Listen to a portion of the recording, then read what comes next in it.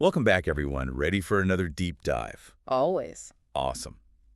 Well, today we're going to be tackling Alexander Dumas' The Count of Monte Cristo. Ooh, classic. Yeah, it's one of those stories that seems to just resonate with people, no matter what era you're living in. Absolutely. Themes of betrayal, imprisonment, revenge, they're timeless. Exactly.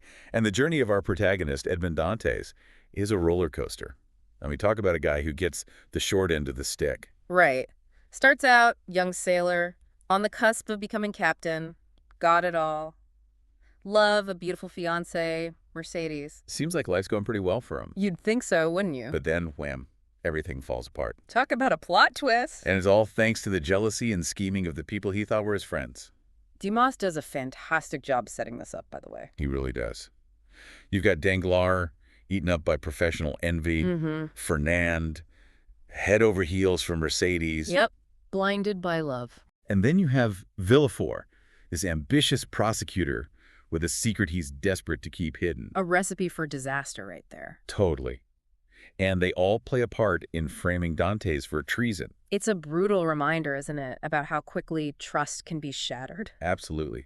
1 minute, Dantes is celebrating his engagement. Next minute. Locked up in the Chateau d'If. Yeah. No trial, nothing. And that's not just any prison. It's infamous. This island fortress known for its brutal conditions. Practically inescapable. Definitely designed to crush any hope you might have. So how does Dantes deal with this? Well, at first, he's just crushed. Utterly devastated. Makes sense. The excerpts you provided, there are some powerful passages. I mean, he describes his cell as a place impregnated with tears. Heavy stuff. Wow. He's not just physically trapped, but emotionally and mentally as well. It's like even the walls themselves are mourning with him. So bleak. But then there's a glimmer of hope, right? With Abbe Faria. Ah, Abbe Faria.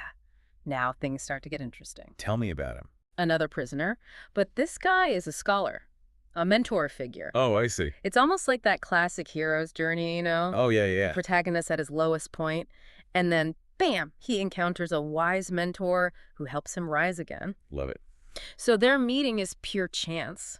Faria is trying to tunnel his way out of prison. Bold move. And accidentally ends up breaking through to Dantes' cell. Wow. What are the chances? It's a turning point for Dantes, because Faria teaches him languages, history, science, philosophy, even swordsmanship. Wow. He basically gives him all the tools he needs to survive. Yeah. And not just survive, but thrive. Exactly. I mean, remember that part about Faria chronicling the history of Italian monarchies? Writing on scraps of linen with whatever tools he could find? Yeah, it's incredible. Shows his incredible dedication, his intellectual curiosity, even in the face of such hardship. But even more importantly, Faria instills in Dantes a belief in himself. That inner strength. Right. And then, of course, there's the whole treasure situation. Oh, right. The island of Monte Cristo. Faria reveals the location of this hidden treasure. And it's more than just money for Dantes. It's about reclaiming his destiny. The destiny that was stolen from him. Exactly. And it's not just about the wealth itself. You know, it's about the transformation. Right. He becomes the Count of Monte Cristo. It's like a new identity. A mask, almost. Allows him to slip back into society unnoticed. Get close to his enemy. Exactly. And this transformation is so calculated, so deliberate. I mean, he uses his newfound wealth to create this aura of mystery, sophistication. He becomes this almost mythical figure, right? Larger than life. Totally. And that mystique is all part of his plan, because he's not content with just punishing his enemies. There's more to it than that. He wants to expose them, break them psychologically, make them truly understand the impact of their actions. So how does he go about doing that? What's this web of revenge look like? Patience, that's the key. He plays the long game. Oh yeah. He waits for the perfect moment to strike.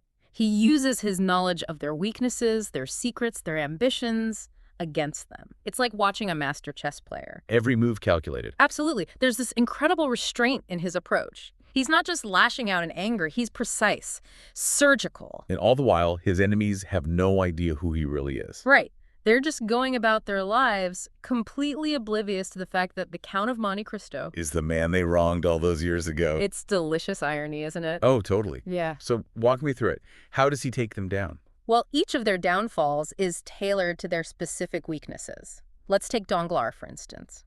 consumed by greed, right? Yeah. So Dantès systematically strips him of his fortune, drives him to financial ruin. Brutal. Then you have Fernand, now the Count de Morcerf, living a life built on lies. A house of cards? Exactly. And Dantès exposes him, ruins his reputation, his social standing, and Villefort. The prosecutor who sent Dantès to prison in the first place. Dantès orchestrates the destruction of his family, a consequence of Villefort's own past actions. It's like poetic justice. He makes them face their demons. He's holding up a mirror, forcing them to confront the ugliness within themselves. And do they?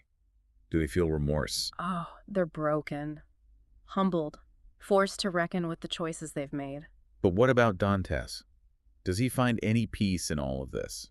That's the million-dollar question, isn't it? And that's what we'll explore in the final part of our deep dive. So much to unpack here. I mean, Dantès has achieved his goal. He's gotten his revenge. Right, but at what cost? That's what Dumas really makes us think about. Yeah, there's definitely a sense of, I don't know, emptiness maybe? Like even though he's orchestrated these elaborate downfalls, it doesn't seem like he's found what he was looking for. Exactly. And this is where the character of Mercedes comes back into play. Right. After all these years, she learns the truth about Dantès, about what her husband, Fernand, did to him. It's a powerful moment. She pleads with Dantès to spare her son, Albert, who's about to duel with Dantès, completely unaware of their connection. Talk about dramatic irony. Right. And this is where Dantès faces a crucial choice. Does he continue down this path of vengeance, or does he choose mercy? And he chooses mercy. He does. He reveals his true identity to Albert, sparing his life.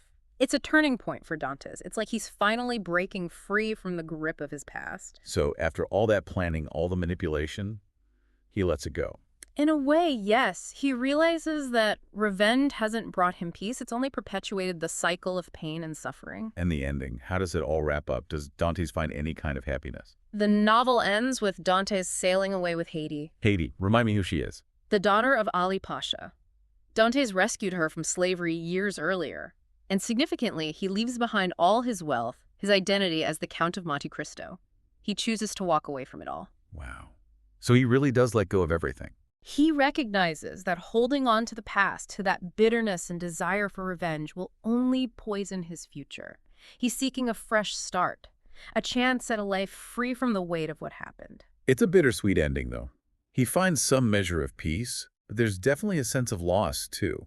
All that he's endured, all the choices he's made. Exactly. And that's the brilliance of Dumas' storytelling. He doesn't give us easy answers. He leaves us pondering these complex themes. Justice, revenge, redemption. What does it all mean? It really makes you think. It does. And that's what great literature should do, right? Make us question, make us feel, make us see the world in a new light. Absolutely. Well, that was quite a journey. The Count of Monte Cristo. A timeless tale of betrayal, imprisonment, and the complexities of revenge. Thanks for joining us on this deep dive. We hope you enjoyed it. And until next time, keep exploring, keep questioning, and keep those deep dives going.